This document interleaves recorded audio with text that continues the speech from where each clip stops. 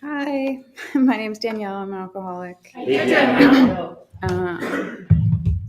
I am going to start a timer so I don't go over. Um, Little credentials as to be here. I have a sponsor as a sponsor as a sponsor. I have a home group. I have a service position. I'm as plugged in as I possibly can be in this thing because it's saving my life. Yeah. I'm a little bit nervous, so you're gonna have to just bear with me. I was born here in Washington to a woman who didn't want to be a parent in like a single household. And I was like stable and in one place until about fourth grade, and I moved to Roswell, New Mexico, and my mom ended up getting into a career that had her building airplanes. So we moved around like every 6 months to a year. Which was really difficult as a child. I didn't feel like anywhere was home. I couldn't form relationships with people. And I think like that's kind of where my thinking started of like feeling like I was different than everybody else. And I ended up coming back here every time we would move somewhere that my mom was at that I didn't really care for because I had an aunt and uncle here. And so I came back out here for the end of grade school and the beginning of middle school. And I met some really wonderful friends, one whom I still have today, which is pretty miraculous. And, we kind of got into alcohol, kind of like kids do, like experimental. We hung out with a bunch of people who were older than us, and so someone bought us a bottle, and I remember taking like the first couple drinks of it and feeling like the warmth in my body and just like this ease of like, okay, I can take a breath, because that's not what I felt like as a kid, and I proceeded to get absolutely wasted. I drank the entire bottle. My friends had another one. I fell face first on the linoleum floor and split my face open and terrified my friends. And I woke up the next day with like obviously the worst hangover of my life. But I knew like I wanted to get back to that feeling. And we drank like that, here and there, as much as we could, like get our hands on it. And it wasn't a ton then. And then when I turned 14 and entered high school, I got into outside issues and went really hard at that too. And I, of course, at the time, like didn't fully understand, like I always took everything to like the worst degree. Somebody had like one and I had five. Nothing was ever enough. I was constantly chasing like more. And with that, like I became, a blackout drinker or, user till I couldn't get off the floor kind of thing. And I ended up like kind of stopping everything so I could graduate high school. And then I got into the restaurant industry, and I was in young, I was in at like 16. But I kind of like saw that lifestyle and knew what that felt like, and wanted to follow suit. So when I turned 21, I became a bartender. And um, I know the getting into bartending isn't the reason that I'm an alcoholic today. But I definitely like surrounded myself by like-minded people. And from 21 till 29, I didn't draw a day of a sober breath. It was, drinking through work because it was like wanted to at our place of employment. We'd stay after, we'd go do outside issues until the sun came up, and I'd go to bed for a couple hours and I'd wake up and I'd do some more so that I could function and get through my shift that day. And I just lived this cycle on repeat. And I had some like really big pivotal things happen. I got a DUI that didn't stop me. I was up for like a 3 or 4 day bender at my friend's house, and something upset me, and I slit my wrist 6 times in their kitchen. And they held my head above my heart and got me into the hospital, and they locked me in the hospital for 3 days. I didn't stop drinking. I ruined every relationship I was in, and I would get into these like physically and mentally abusive relationships and stay. And I just lived this this just ugly cycle. And when I was about 29, well, when I was about like 27 or 20, yeah, about 27, I think I wanted to stop drinking, and I realized that I couldn't. I started going into seizures every time I would try to withdraw from it. And so I, through a series of events and running through everyone's home possible, my best friend's home, men that I could use, I ended up in this one house, and I drank for an entire year. Kind of like I had just given up. I'd have to have like a couple shots to sit up in bed, and then a couple more shots to put my legs off the bed, and then a couple more to get up and move. And I couldn't take a shower by myself. And my family finally came out of the woodwork, and they sat me down, and my cousin and my brother, and they were like, you have two choices here. You can go get help, or we're not going to be a family anymore. We're not going to watch you die. And I was fucking tired. And so I said, okay, all my family lives in Texas, and I agreed to go down there, and I was staying with some friends that helped me figure out if I would have a shot an hour, I wouldn't go into a seizure. And so I did that.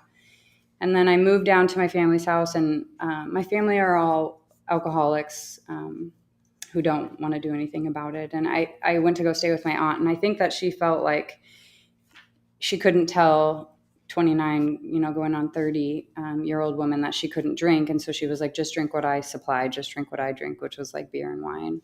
And I got off the shot an hour, but I was still drinking. And a couple weeks after I moved down there, I got a restaurant job, and I kind of just fell back into my old patterns. And she had let me like start taking the car to work. And at one day she was like, I'm revoking your car privileges. And I was like, for what? And she was like, 'cause you're drunk before you go to work. And we got in this huge fight. And I ended up going up north to go stay with a friend. And I have a 3-week span of my life that I have zero recollection of, with the exception of like being passed to his friends.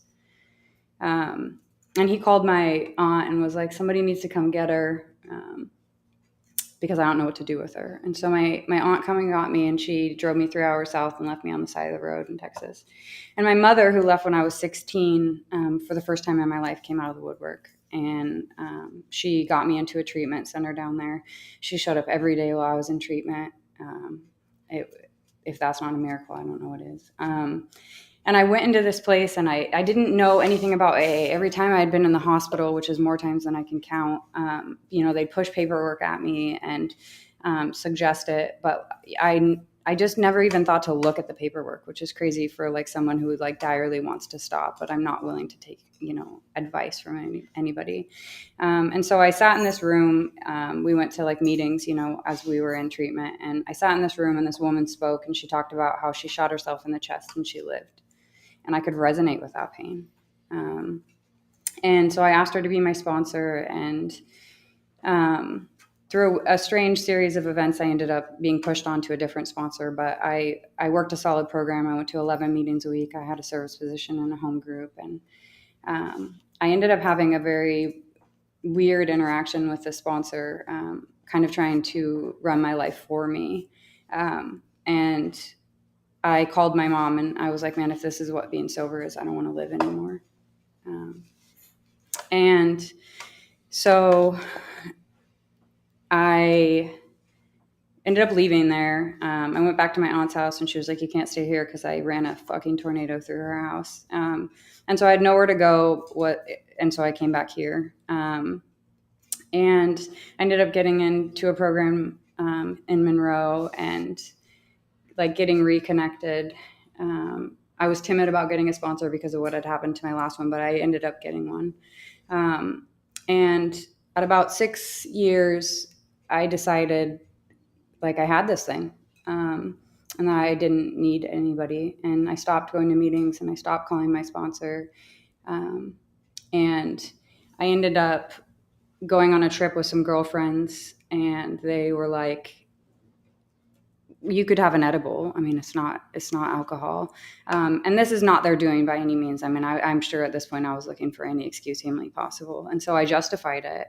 And I used that alcoholically for a little bit. And, a year and a half later, it led me to a drink. And I thought I was like part of the no matter what club. Like I really did with all my heart. And I'm absolutely grateful that I relapsed. I broke myself in the 4 months that I was out in a manner that I didn't think was possible. I broke all faith in myself and integrity. And I came back. I woke up one morning after making a horrific scene at my job, and I called my boss on that Monday, and I was like, I need to go to treatment right now, not an hour from now, right now. And I went into treatment, and I did treatment with flying colors because I've done that stuff before and I know what to say. But something was missing in my heart, and I remember going outside and sitting on like the bench, and it's pouring down rain in the middle of the night, and I just prayed for the desperation that I had the first time, because I say the saying like, the first time around, I would have licked the rocks if you told me to lick the rocks. Like I was absolutely terrified. I did not want to go back out, and I didn't have this time. I didn't burn my life to the ground. And so I was searching for that. And I ended up getting a sponsor this time around, and I'm going to cry again, who has been so incredibly kind and shown me a love that is something I don't think I've ever felt in my life.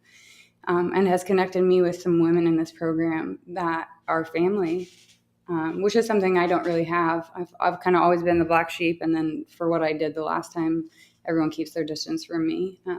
And again, like that is a really big gift too.